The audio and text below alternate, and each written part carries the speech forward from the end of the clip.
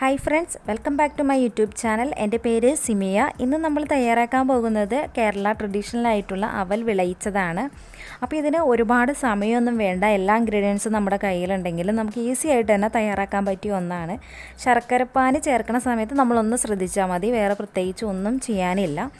അപ്പോൾ എല്ലാവരും വീഡിയോ കണ്ടു നോക്കുക. എന്നിട്ട് വീഡിയോ ഇഷ്ടപ്പെടുവാണെങ്കിൽ ലൈക്ക് ചെയ്യുക, ഷെയർ ചെയ്യുക. എൻ്റെ ചാനൽ ആദ്യമായിട്ടാണ് കാണുന്നതെങ്കിൽ ഒന്ന് സബ്സ്ക്രൈബ് ചെയ്ത് സപ്പോർട്ട് ചെയ്യുക കേട്ടോ. അപ്പോൾ നമുക്ക് വീഡിയോയിലോട്ട് പോകാം.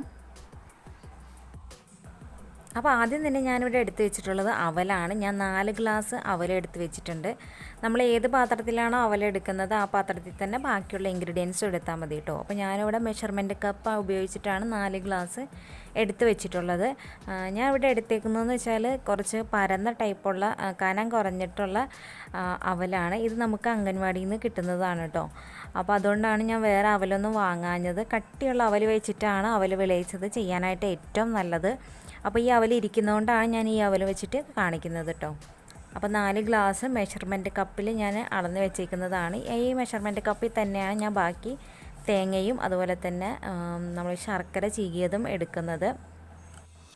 ഇനി ഞാൻ ഈ ഒരു ഗ്ലാസ്സിൽ തന്നെ തേങ്ങയും ചിരകിയത് എടുത്തിട്ടുണ്ട്. നല്ല മൂത്ത തേങ്ങ എടുക്കുന്നതാണ് കേട്ടോ എപ്പോഴും നമ്മൾ വിളയിക്കാനൊക്കെ ആയിട്ട് നല്ലത്. അപ്പോൾ നമുക്ക് സൂക്ഷിക്കാനൊക്കെ ഉള്ളതാണെങ്കിൽ എപ്പോഴും മൂത്ത തേങ്ങ തന്നെ എടുക്കാം. ഞാൻ ഏകദേശം ഒരു 4 ഗ്ലാസ് എന്ന് വെച്ചാൽ അവലിൻ്റെ സെയിം അളവിൽ തന്നെയാണ് തേങ്ങ എടുത്തേക്കുന്നത്.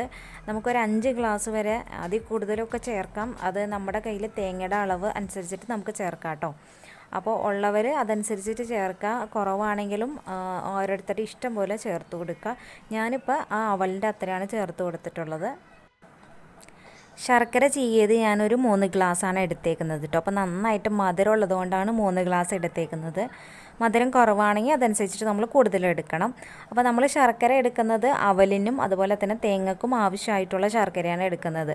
അപ്പോൾ അതിന് രണ്ടിനും കൂടി നമുക്ക് നന്നായിട്ട് തന്നെ മധുരം വേണം. അപ്പോൾ അതനുസരിച്ചിട്ട് ശർക്കര നിങ്ങൾ എടുക്കുക. ശർക്കര ഒരുപാട് കുറയ്ക്കരുത്, കാരണം മധുരം അവൽ വിളയിച്ചതിന് അത്യാവശ്യം നല്ല മധുരം വേണം. തേങ്ങ വേണമെങ്കിൽ നമുക്ക് കുറയ്ക്കാം, ശർക്കര പാകത്തിന് തന്നെ എടുക്കാം കേട്ടോ. അപ്പോൾ അഴുക്കൊന്നും ഇല്ലാത്ത ശർക്കരയാണെങ്കിൽ നമുക്കിത് ഉരുക്കിയിട്ട് അരിച്ചെടുക്കേണ്ട ആവശ്യമൊന്നുമില്ല. പക്ഷേ ഇത് നമ്മൾക്ക് ശർക്കരയിൽ അഴുക്കൊക്കെ ഉള്ളതാണ്. അപ്പോൾ അതുകൊണ്ട് തന്നെ നമ്മൾ ഇത് ഉരുക്കിയതിന് ശേഷം അരിച്ചിട്ട് ആണ് നമ്മൾ ചേർത്ത് കൊടുക്കുന്നത്. അപ്പോൾ ഞാനൊരു പാനിലോട്ട് ശർക്കര ഇട്ട് കൊടുക്കുവാണ്.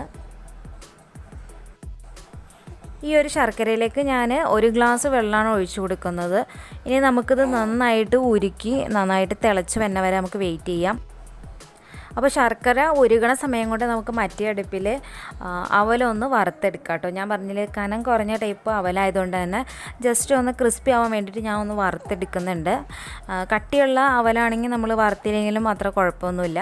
അപ്പോൾ ഞാനിത് നന്നായിട്ടൊന്ന് വറുത്തെടുക്കുവാണ്.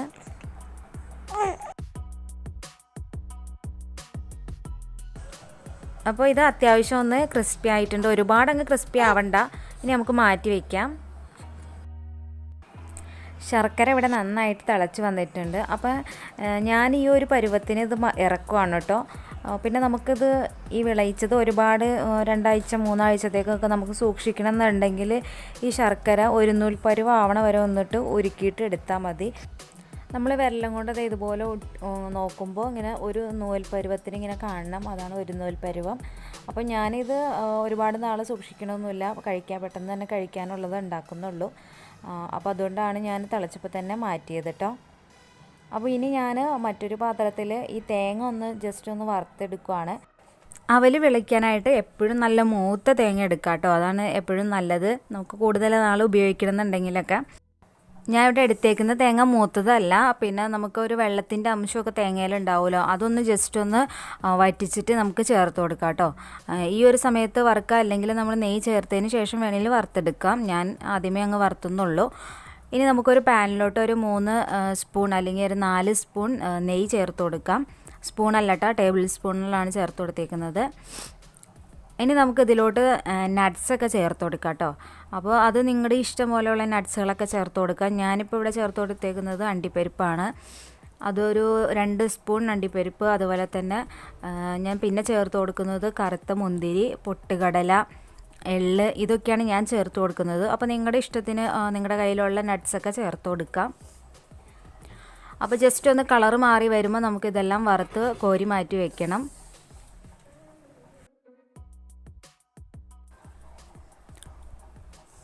എല്ലാം ഞാൻ വറുത്ത് മാറ്റിയിട്ടുണ്ട് കേട്ടോ. ഇനി നമുക്ക് ആ നെയ്യിലോട്ട് തേങ്ങ ചേർത്ത് കൊടുക്കാം. അപ്പോൾ ഈ ഒരു സമയത്ത് വേണമെങ്കിൽ തേങ്ങയിലെ വെള്ളമൊക്കെ വറ്റിച്ചെടുക്കാം കേട്ടോ. ഞാനതാണ് പറഞ്ഞത്, ആദ്യം ചെയ്തില്ലെങ്കിലും കുഴപ്പമൊന്നുമില്ല. അപ്പം ഞാൻ നെയ്യിലേക്ക് ആ തേങ്ങ ഫുള്ളായിട്ട് ചേർത്ത് കൊടുത്തിട്ട് നന്നായിട്ടൊന്ന് റോസ്റ്റ് ചെയ്തെടുക്കുകയാണ്.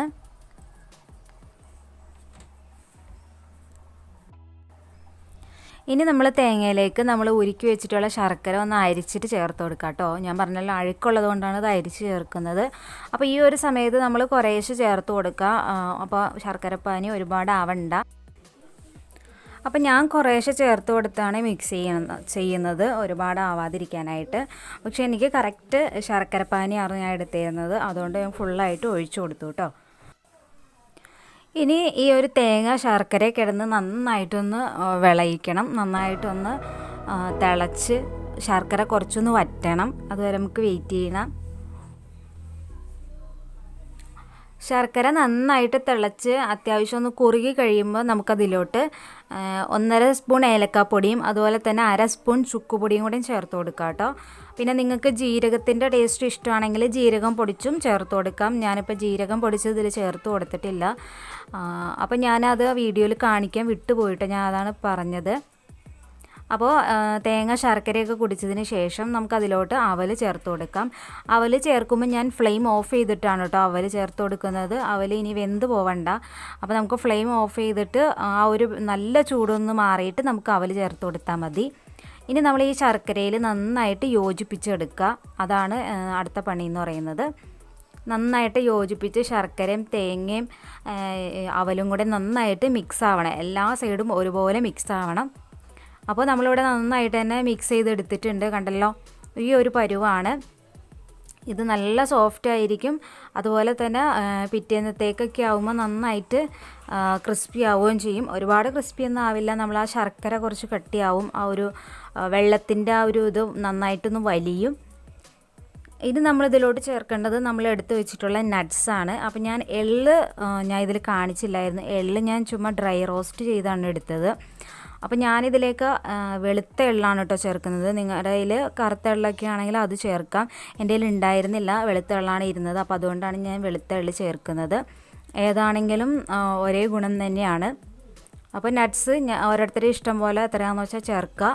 അത് നമുക്ക് നന്നായിട്ടൊന്ന് മിക്സ് ചെയ്ത് വെക്കാം. അപ്പോൾ ഇത്രയേ ഉള്ളൂ അവൽ വിളയിച്ചത്. ഞാൻ പറഞ്ഞല്ലോ, ഇൻഗ്രീഡിയൻസ് എല്ലാം റെഡി ആണെങ്കിൽ ഈസി ആയിട്ട് തന്നെ ചെയ്യാൻ പറ്റിയ ഒരു റെസിപ്പിയാണിത്. പിന്നെ നമുക്ക് കുറച്ച് നാൾ സൂക്ഷിക്കണമെങ്കിൽ ഞാൻ പറഞ്ഞ പോലെ ചെയ്യാം. പിന്നെ ഇത് നന്നായിട്ട് ചൂടാറി കഴിയുമ്പോൾ നല്ലൊരു കുപ്പിയുടെ ഒരു ടിന്നിലോ എന്തെങ്കിലുമൊക്കെ, അല്ലെങ്കിൽ ഒരു നല്ല പാത്രത്തിൽ, നല്ല എയർ ടൈറ്റ് ആയിട്ടുള്ള പാത്രത്തിലോ ഇത് എടുത്ത് വെക്കാം. എന്നാലാണ് നമുക്ക് കുറേ നാൾ സൂക്ഷിക്കാൻ പറ്റുള്ളൂ. ഇപ്പം ഈ ഒരു അവൽ മിക്സും നമുക്ക് 2-3 ദിവസം കൊണ്ടൊക്കെ കഴിക്കാം. കാരണം ഞങ്ങൾ 2-3 ദിവസം പുറത്ത് വെച്ചിട്ട് തന്നെയാണ് കഴിച്ചത്. ഞങ്ങൾ ഫ്രിഡ്ജിലൊന്നും വെച്ചില്ല.